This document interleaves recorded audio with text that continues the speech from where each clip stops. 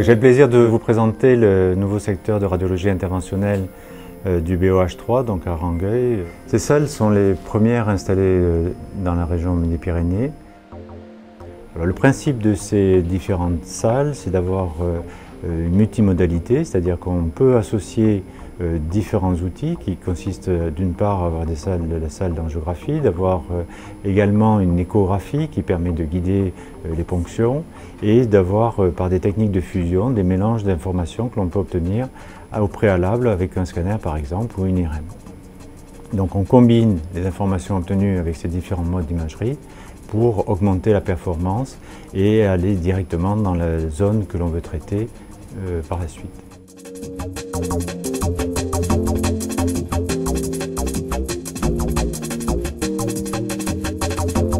En France, il y a plus de 500 000 examens qui sont réalisés par an dans le cadre de la radiologie interventionnelle, aussi bien pour le diagnostic que pour le traitement. La part de la radiologie interventionnelle dans la prise en charge des patients devient de plus en plus importante. Alors l'organisation, c'est au niveau des blocs opératoires, donc avec les mêmes contraintes qu'un bloc opératoire classique. Le secteur qu'on a développé est un secteur qui regroupe trois éléments, deux salles d'angiographie, dont une salle hybride de dernière génération, qui permettent de réaliser tous les actes par voie percutanée pour les accès aux vaisseaux, aux organes tels que le foie ou les voies urinaires. Et puis après, il y a un autre secteur de radiologie interventionnelle qui est guidé par l'image au contrôle scanner. Actuellement, la salle hybride, on peut la définir comme une salle de bloc opératoire avec tous les outils qui nous permettent de faire une chirurgie dans les meilleures conditions et également la possibilité d'avoir les meilleurs outils sur le plan de guidage par imagerie.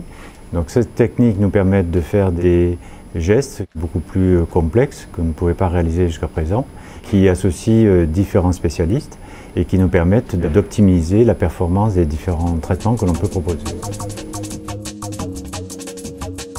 La radiologie interventionnelle touche beaucoup de domaines. Elle touche à la fois le domaine des vaisseaux, et on a la possibilité de traiter à la fois des lésions obstructives sur les vaisseaux périphériques, sur les artères rénales par exemple, ou sur les artères digestives, et puis traiter tout ce qui est le domaine des anévrismes. On peut traiter les anévrismes, également des anévrismes viscéraux, des anévrismes périphériques, et puis toute la pathologie aortique, abdominale ou thoracique.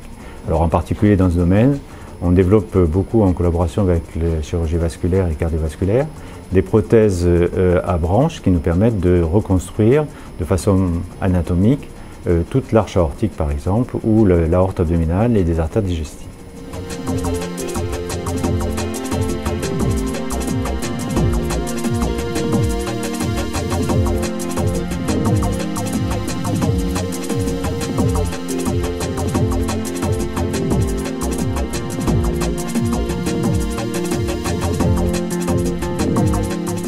Le deuxième domaine dans lequel on travaille, c'est le domaine du traitement du cancer.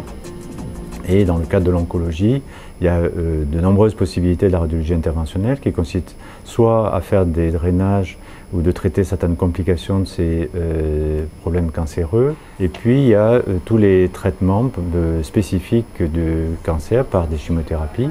Et l'avantage de la radiologie interventionnelle, c'est de pouvoir faire des chimiothérapies en injectant les produits directement dans la tumeur que l'on veut traiter.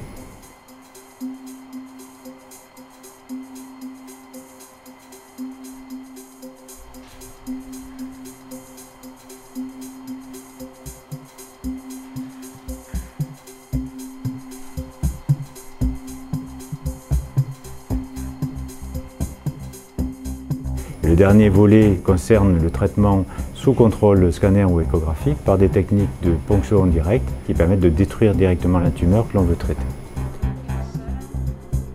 Nous avons un nouveau scanner arrivé au CHU de Toulouse qui est dédié à la radiologie interventionnelle, ce qui nous permet d'avoir des conditions optimales pour les patients, d'asepsie et d'être au milieu des anesthésistes qui facilite beaucoup notre travail et permet de prendre en charge les patients dans les meilleures conditions avec un traitement de la douleur optimal. Ce scanner nous sert à réaliser les biopsies des nodules suspects pour une analyse histologique d'un éventuel cancer, donc faire le diagnostic histologique et surtout à réaliser des traitements percutanés des tumeurs qui sont principalement les tumeurs hépatiques, pulmonaires et rénales. Nous pratiquons environ 250 traitements de la sorte par an. Ces avancées technologiques et l'arrivée de la radiofréquence et de la cryothérapie, qui sont les deux moyens dont nous disposons pour traiter de façon percutanée les tumeurs, ces traitements ont vraiment changé le pronostic des patients métastatiques. Ces traitements sont globalement peu invasifs, il y a peu de complications. La plupart des patients sortent le lendemain de l'intervention, donc c'est vraiment quelque chose de révolutionnaire. C'est un trou d'aiguille ciblé à l'aide d'un scanner, d'une échographie, la lésion, le nodule à traiter, ce qui peut durer entre 5 minutes et 25 minutes, on va dire. Une petite tumeur du rein, nous avons 95 à 99% de chances de la traiter. Il y a eu d'énormes progrès sur les 10 dernières années. Avant, un patient métastatique était assez difficilement curable. On avait du mal à envisager un traitement curatif pour lui. À l'heure actuelle, c'est plus le cas. Il y a des chimiothérapies qui sont de plus en plus efficaces, une chirurgie qui est de plus en plus, ambitieuse et performante, et les traitements percutanés qui permettent souvent de compléter le traitement en étant mini-invasifs chez des patients qui ont déjà eu pas mal de traitements et de permettre de sortir de ces maladies métastatiques.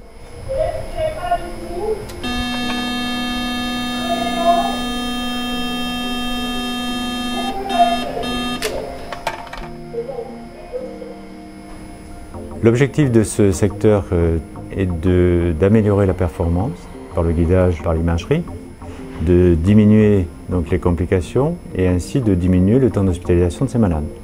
On a également réfléchi au problème de radioprotection et toute l'organisation est faite pour avoir une radioprotection à la fois pour le patient avec une diminution des doses d'irradiation et d'autre part, bien sûr, une diminution de l'irradiation pour tous les opérateurs qui sont dans la salle. Donc ce travail est fait en collaboration avec de nombreuses équipes, aussi bien des équipes chirurgicales que des équipes anesthésiques, avec une équipe qui est très spécialisée et qui permet d'optimiser la performance des outils que l'on a actuellement entre les mains.